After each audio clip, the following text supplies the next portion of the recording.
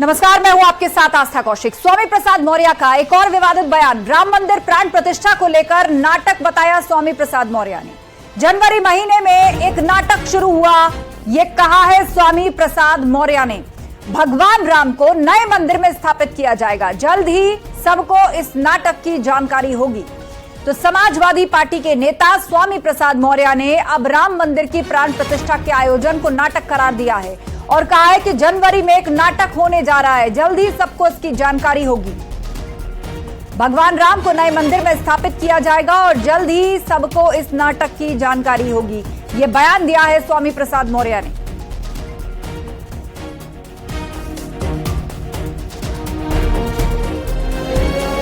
नाटक शुरू होने वाला है जनवरी में।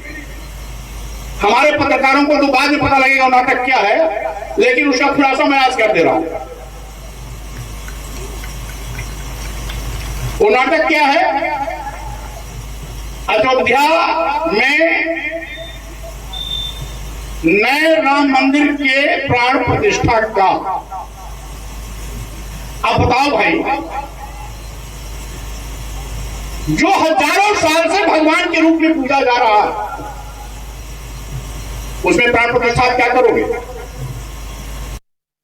केंद्र और प्रदेश में बैठे हुए लोग। तो स्वामी प्रसाद मौर्य का बयान हमने आपको सुनाया। इस बार राम मंदिर के प्राण प्रतिष्ठा आयोजन को इन्होंने निशाने पर लिया और उसे नाटक करार दिया और कहा कि जनवरी में एक नाटक होने जा रहा है, जल्द ही इसकी सबको जानकारी होगी। तो अपने विवादास्पद बयानों को लेकर हमेशा चर्चा में रहने वाले स्वामी प्रसाद मौर्य ने इस बार राम मंदिर के प्राण प्रतिष्ठा आयोजन पर निशाना साधा है और उसे लेकर यह बयानबाजी की है। प्राण प्रतिष्ठा को नाटक बताया और कहा जनवरी में एक नाटक शुरू होगा, भगवान राम को नए मंदिर में स्थापित किया जाएगा, जल्द ही सबको इस नाटक की जानकारी होगी।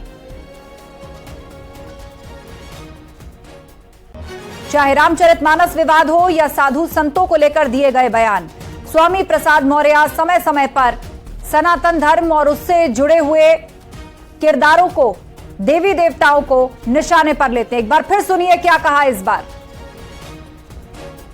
नाटक शुरू होने वाला है जनवरी में। हमारे पत्रकारों को तो बाद में पता लगेगा नाटक क्या है, लेकिन उसका खुलासा मैं आज कर दे रहा हूं। वो नाटक क्या है? अयोध्या में नए राम मंदिर के प्राण प्रतिष्ठा का। अब बताओ भाई, जो हजारों साल से भगवान के रूप में पूजा जा रहा है, उसमें प्राण प्रतिष्ठा क्या करोगे? तो स्वामी प्रसाद मौर्य ने सवाल खड़े किए प्राण प्रतिष्ठा कार्यक्रम पे और उसको नाटक बताया और कहा जनवरी के महीने में यह नाटक होने जा रहा है, जल्दी आप सबको इसकी जानकारी हो जाएगी। आपको बता दें, राम मंदिर में रामलला के विराजमान की तारीख घोषित हो चुकी है। प्राण प्रतिष्ठा का कार्यक्रम पहले ही जारी किया जा चुका है और आम लोगों के लिए भी अब मंदिर दर्शन खुल जाएगा जनवरी के महीने से, और उसी आयोजन को नाटक कह रहे हैं स्वामी प्रसाद मौर्य। उधर एसपी नेता स्वामी प्रसाद मौर्य के बयान पर हनुमानगढ़ी के पुजारी महंत राजू दास भड़क गए हैं। क्या कहा है आपको सुनवाते हैं।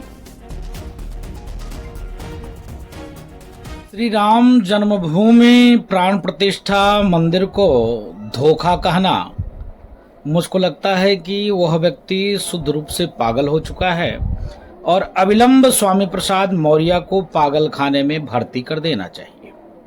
क्योंकि जब कुत्ता पागल हो जाता है तो उसको गोली मार देना चाहिए या तो फिर उसको कांजी हाउस में बंद कर देना चाहिए। दुखद है, निंदनीय है। मुझको लगता है गलती से जो व्यक्ति सनातन में जन्म ले लिया हो, और उसको तो इस्लाम में जन्म होना चाहिए, एक बार नहीं अनेक बार सनातन संस्कृति के बारे में, हिंदू देवी देवताओं के बारे में, संत महात्माओं के बारे में, साधु जनों के बारे में अभद्र टिप्पणी करने वाला समाजवादी पार्टी के नेता अखिलेश जी के प्रसाह पे मैं ही कहूंगा कि स्वामी प्रसाद मौर्य जिस प्रकार से लगातार सनातन को नीची बताते हैं। मुझको लगता है माननीय अखिलेश यादव जी को इस पर संज्ञान लेना चाहिए और समाजवादी पार्टी के नेता स्वामी प्रसाद मौर्य को सख्त से सख्त इस विषय पर सजा मिलनी चाहिए, क्योंकि यह व्यक्ति रोज जहर घोलता है, एक दिन की बात नहीं है, रोज सनातन को गाली देता है। तो इस पे सख्त से सख्त कार्रवाई होनी चाहिए। अपने विवादित बयानों को लेकर अक्सर सुर्खियों में रहने वाले एसपी नेता स्वामी प्रसाद मौर्य ने देश के बंटवारे को लेकर भी विवादित बयान दिया। उन्होंने कहा कि जिन्ना नहीं बल्कि हिंदू महासभा के चलते भारत पाकिस्तान का बंटवारा हुआ। उन्होंने हिंदू राष्ट्र की मांग करने वालों को राष्ट्र विरोधी बताया।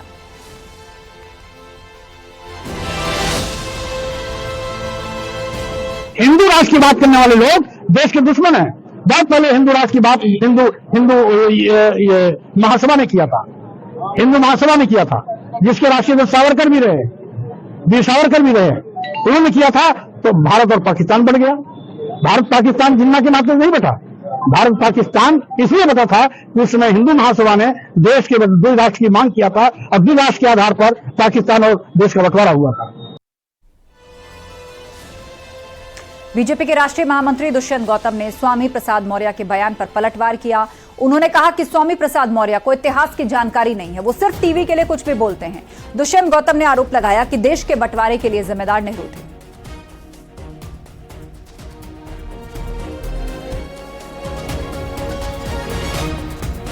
इसलिए इस देश के अंदर दो देश की बात, मुसलमानों के लिए अलग देश की बात सबसे पहले सावरकर जी ने कही और सावरकर को भाजपा अपना इष्ट मानती है। सावरकर से इस बात को पाकिस्तान शब्द को जो है मोहम्मद अली जिन्ना ने लिया था। तो जो मोहम्मद अली जिन्ना थे वो सावरकर के मानस पुत्र थे भारत के विभाजन।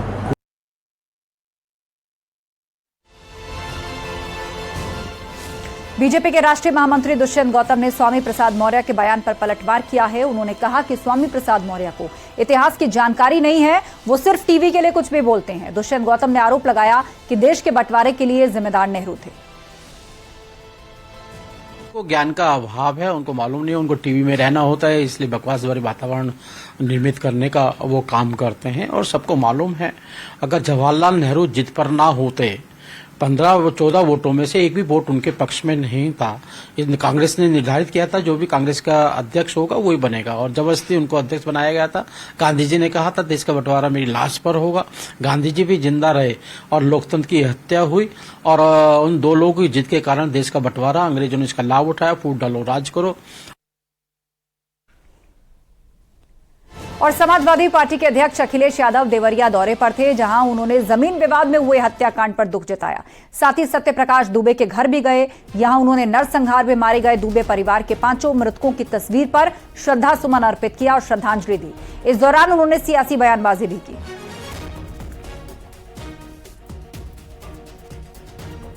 लाभ लेना चाहते हैं। मैं तो कहता हूं अगर ये निष्पक्ष हैं और जीरो टॉलरेंस इनके मन में है अगर, तो दोनों परिवारों की मदद करें और भेदभाव नहीं होना चाहिए। आप बुलडोजर से इस घर को डराना चाहते हैं। सवाल घर का गिरने का नहीं है, सवाल आपकी नीयत का है और आपने अपने फैसले में ये स्वीकार कर लिया है कि आपके अधिकारी गलत थे और गलत अधिकारियों अगर नहीं थे वो अधिकारी गलत, तो बताइए आपको 20 अधिकारियों को सस्पेंड करना पड़ा। उत्तर प्रदेश में चुनावी माहौल तैयार करने के लिए बीजेपी अब 4 फ्रंट से लड़ाई कर रही है। पीएम मोदी से लेकर सीएम योगी, अमित शाह समेत तमाम बीजेपी के दिग्गज इन चुनावी अभियानों में जुटेंगे। वहीं बीजेपी प्रदेश अध्यक्ष भूपेंद्र चौधरी और महामंत्री संगठन धर्मपाल ने इन अभियानों की कमान संभाल ली है, जिसे अब जमीन पर उतारा जाएगा। भाजपा ने लोकसभा चुनावों के लिए जो मिशन सम्मेलन प्लान तैयार किया है, उसमें महिला, दलित और नौजवान प्रमुख है। आपको रिपोर्ट दिखाते हैं।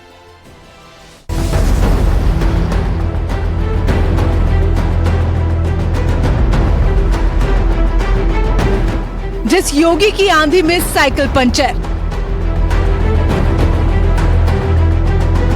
हाथी बेदम और हाथ साफ हो गया। जिस मोदी लहर में अमेठी, आजमगढ़ और रामपुर जैसे किले हिल गए, एक बार फिर उसी रणनीति के साथ बीजेपी अपने अभियान को आगे बढ़ा रही है, जिसकी शुरुआत उत्तर प्रदेश में हुई तो 24 से पहले पूरे देश में अंजाम तक पहुंचाने की तैयारी है।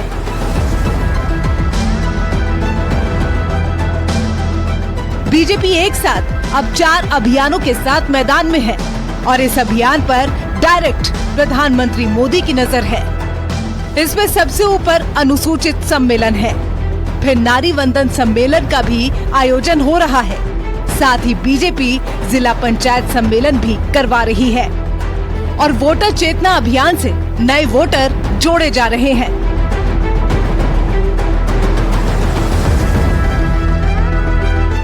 लोकसभा चुनाव में हैट्रिक लगाने सियासी मैदान में उतर रही बीजेपी की रणनीति, प्लानिंग और मकसद साफ है। केंद्र में 350 सीटों से ज्यादा और उत्तर प्रदेश में टारगेट 80 के लक्ष्य को साधना है, जिसके लिए टीम मोदी योगी अपने दल बल के साथ मैदान में उतर चुके संवाद से समाधान तक का मंत्र दे रहे हैं। मिशन 2024 की चुनावी तैयारियों में जुटी भारतीय जनता पार्टी सम्मेलनों और अभियानों के जरिए लोकसभा चुनाव का माहौल बनाती नजर आएगी। दरअसल इन सम्मेलनों में भारतीय जनता पार्टी के तमाम दिग्गज जुटेंगे। इसमें प्रधानमंत्री नरेंद्र मोदी समेत केंद्रीय गृह मंत्री अमित शाह और मुख्यमंत्री योगी आदित्यनाथ, दोनों डिप्टी सीएम के अलावा भारतीय जनता पार्टी के राष्ट्रीय पदाधिकारी और प्रदेश पदाधिकारी बीजेपी के पक्ष में माहौल बनाते नजर आएंगे। दरअसल बीजेपी अब उस रणनीति के साथ मैदान में उतर रही है जिससे नए वोटरों के साथ ही पिछड़े दलित को साधा जा सके। इसके लिए बीजेपी ने अनुसूचित सम्मेलन के जरिए दलित और अति पिछड़े वर्ग को साधने का फॉर्मूला सेट किया है। अनुसूचित सम्मेलन यूपी के 6 संगठनात्मक क्षेत्रों में कराए जाएंगे। इनमें 2 लाख से ज्यादा भीड़ जुटाने का लक्ष्य दिया गया है। लखनऊ में 2 नवंबर को अनुसूचित सम्मेलन कराए जाने की तैयारी है। साथ ही उत्तर प्रदेश में बीजेपी नारी वंदन सम्मेलन भी करवा रही है। सम्मेलन 3 चरणों में होंगे। इनमें पहला चरण पूरा होने वाला है और दूसरे चरण में विधानसभा स्तर और क्षेत्रीय स्तर पर ये सम्मेलन व्यापक स्तर पर आयोजित किए जाएंगे। इसमें बीजेपी की राष्ट्रीय और प्रदेश सरकार की महिला नेताओं और सरकार की महिला मंत्री शामिल होंगे। हम लगातार जो है अनुसूचित सम्मेलन, नारी वंदन सम्मेलन, ब्लॉक प्रमुख और जिला पंचायतों के सम्मेलन के माध्यम से लगातार जनता के बीच में जा रहे हैं। हमारा केंद्रीय नेतृत्व, हमारा प्रदेश का नेतृत्व, हमारे प्रदेश के अध्यक्ष, हमारे संगठन महामंत्री लगातार इनकी समीक्षा और बैठकों में भाग लेते हुए इस अभियान को गति दे रहे हैं। देखिए, भारतीय जनता पार्टी वो सम्मेलन पे सम्मेलन करती रही और समाजवादी पार्टी ने घोसी में भारतीय जनता पार्टी को करारी शिकस्त देने का काम किया। आज भारतीय जनता पार्टी वो पसमंदा सम्मेलन करा रही है, महिलाओं के लिए काम करने की बात कर रही है, दलितों के लिए काम करने की बात कर रही है। लेकिन जब 9 साल से ज्यादा का समय भारतीय जनता पार्टी को मिला तो देश के नौजवानों के लिए, किसानों के लिए, मजदूरों के लिए, महिलाओं के लिए भारतीय जनता पार्टी ने आज कोई काम नहीं किया। इन सबसे इतर बीजेपी जिला पंचायत सम्मेलन और वोटर चेतना अभियान भी चला रही है, जिसके जरिए जिले से गांव तक युवाओं को साधने की तैयारी हो रही है। साथ ही कोशिश है कि नए वोटर को पार्टी से जोड़ा जा सके। यूपी में 3 करोड़ से ज्यादा नए वोटर को जोड़ने का लक्ष्य है। नए वोटरों को पार्टी की विचारधारा से जोड़ने का मकसद है। हर विधानसभा में 5000 नए वोटरों को जोड़ने का टारगेट है। यानी कि बीजेपी एक साथ 4 फ्रंट पर अपनी रणनीति को आगे बढ़ा रही है, जिस पर अब प्रधानमंत्री मोदी की भी नजर रहने वाली है।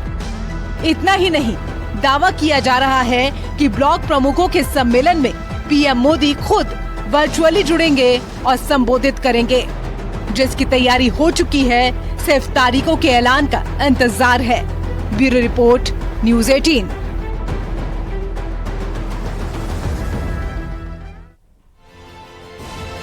INDIA में समाजवादी पार्टी और कांग्रेस भले ही एकजुटता की बात कर रहे हों, लेकिन विधानसभा चुनाव में आमने सामने हैं। मध्य प्रदेश में अब तक जारी उम्मीदवारों की लिस्ट में 5 सीटों पर दोनों पार्टियां एक दूसरे के खिलाफ संघर्ष करती नजर आएंगी और ये सीटें दलितों से लेकर अल्पसंख्यक और यादव बहुल मानी जाती हैं। ऐसे में क्या एक बार फिर INDIA सीटों की लड़ाई में उलझ चुकी है? आपको ये रिपोर्ट दिखाते हैं।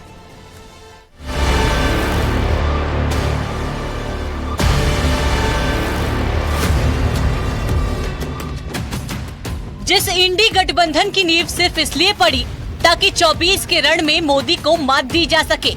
उस गठबंधन की पोल विधानसभा चुनाव में ही खुल गई है, जहां एक तरफ कांग्रेस है तो दूसरी तरफ समाजवादी पार्टी। दरअसल मध्य प्रदेश में अब तक जारी उम्मीदवारों की लिस्ट में 5 सीटों पर दोनों पार्टियां एक दूसरे के खिलाफ संघर्ष करती नजर आएंगी। ये सीटें दलित, अल्पसंख्यक और यादव बहुल मानी जाती हैं। मध्य प्रदेश विधानसभा चुनाव के लिए समाजवादी पार्टी की तरफ से जारी की गई लिस्ट के बाद अब इंडिया गठबंधन में कई तरह के सवाल खड़े हो रहे हैं। हालांकि जानकार मानते हैं कि समाजवादी पार्टी इन लिस्टों को जारी करके कहीं न कहीं से कांग्रेस पर दबाव भी बनाना चाह रही है। लेकिन इस एपिसोड की शुरुआत तब हुई जब कल सुबह समाजवादी पार्टी के सिटिंग सीट पर कांग्रेस की तरफ से प्रत्याशी घोषित कर दिया जाता है। इंडिया गठबंधन में शामिल होने के बाद अखिलेश यादव ने कहा था कि वो सीट बांटने वाले होंगे। इसी रणनीति के तहत उन्होंने मध्य प्रदेश में उम्मीदवार उतारने की घोषणा की और इसे उनकी दबाव बनाने की रणनीति के तौर पर देखा जा रहा है। हालांकि अखिलेश यादव ने ही कहा था कि कांग्रेस और समाजवादी पार्टी में सीटों के लिए संघर्ष नहीं है, तो शिवपाल यादव अब भी इस विवाद को कबूल नहीं कर रहे हैं। मैं नहीं समझता हूँ कि कहीं किसी तरह का सीट का कोई सवाल होगा। गठबंधन जीतेगा। जनता बीजेपी को 80 की 80 सीटें हराने जा रही है, क्योंकि जनता महसूस करती है कि बीजेपी के लोगों ने धोखा दिया है, महंगाई बढ़ा दी। अभी खेतों में धान खड़ा है, एक भी धान खरीदने के लिए अभी तक इंतजाम नहीं किया। जब तालमेल टूटा है वहाँ पर, तो आगे की रणनीति कैसे बने 2024 की? अरे अभी कहाँ टूटा है, लेकिन असली बात तो 2024 का है। 2024 में हम लोग भारतीय जनता पार्टी को हटाएं। उम्मीद थी कि लोकसभा चुनाव के समीकरण को ध्यान में रखते हुए कांग्रेस मध्य प्रदेश में कुछ सीटें सपा को दे देगी, लेकिन अभी तक स्थिति बिल्कुल विपरीत है। कांग्रेस ने रविवार सुबह 9 बजे की 230 में 144 विधानसभा सीटों पर उम्मीदवारों की घोषणा की और करीब 10 घंटे बाद शाम 5 बजे सपा ने भी 9 उम्मीदवारों की घोषणा कर दी, जिसमें 5 सीटें ऐसी हैं जहां दोनों दल आमने सामने हैं। एमपी में इन सीटों पर आमने सामने भंडेर सीट पर कांग्रेस से फूल सिंह बरिया तो सपा से डीआर राहुल, राजनगर सीट पर कांग्रेस से विक्रम सिंह तो एसपी से ब्रजगोपाल पटेल, बिजवार सीट पर कांग्रेस से चरण सिंह यादव है तो सपा से मनोज यादव, चितरंगी में कांग्रेस से मानिक सिंह है तो समाजवादी पार्टी से श्रवण कुमार गोंड और कंटगी में कांग्रेस से बोध सिंह भगत है तो सपा से महेश सहारे ताल ठोक रहे हैं। अब इस कंडीशन में किसी एक दल को या तो पीछे हटना पड़ेगा या फिर दोनों दल आपस में ही लड़ाई लड़ते नजर आएंगे, जैसे उत्तराखंड के बागेश्वर उपचुनाव में हुआ था। देखिए, मध्य प्रदेश में कांग्रेस बड़ा दल है, कांग्रेस की बड़ी जिम्मेदारी थी, लेकिन जैसे ही कांग्रेस की सूची आती है, जो समाजवादी पार्टी की सिटिंग सीट थी बिजावर, वहां कांग्रेस अपना प्रत्याशी घोषित कर देती बिना बातचीत के। हम तो मध्य प्रदेश कांग्रेस की मदद करने के लिए, भारतीय जनता पार्टी को हराने के लिए चुनाव लड़ रहे हैं और समाजवादी पार्टी की हमेशा से प्राथमिकता रही है कि किस तरीके से भारतीय जनता पार्टी हारे। ये जो गठबंधन है, इंडिया गठबंधन, ये अभी भी मजबूत है और लोकसभा चुनाव के लिए पूरी तरह से तैयार। अगर हम बात करें विधानसभा चुनाव की, तो इस पर अभी आलाकमान का कोई भी फैसला सामने नहीं आया है, जिसको लेकर मैं इस समय नहीं कुछ कह सकती, परंतु ये जरूर कहूँगी कि सारे प्रत्याशियों को शुभकामनाएं हैं। और अगर चुनाव की बात की जाए तो मध्य प्रदेश में कांग्रेस बहुमत के साथ सरकार बनाने जा रही है। तो क्या मध्य प्रदेश के विधानसभा चुनाव की झलक उत्तर प्रदेश में भी देखने को मिलने वाली है? क्योंकि समाजवादी पार्टी ने साफ कर दिया है कि वो कांग्रेस को सिर्फ वही सीट देने के मूड में है जहां राहुल गांधी को लगता है कि उनकी पार्टी जीत सकती है। साथ ही अब कयास ये भी लगाए जा रहे हैं कि जब बात मध्य प्रदेश में नहीं बनी तो फिर उत्तर प्रदेश में 80 सीटों का गणित दोनों दल कैसे सुलझा पाएगी, क्योंकि यहाँ समाजवादी पार्टी खुद को विपक्ष का सबसे बड़ा चेहरा मानती है। Bureau report, news 18।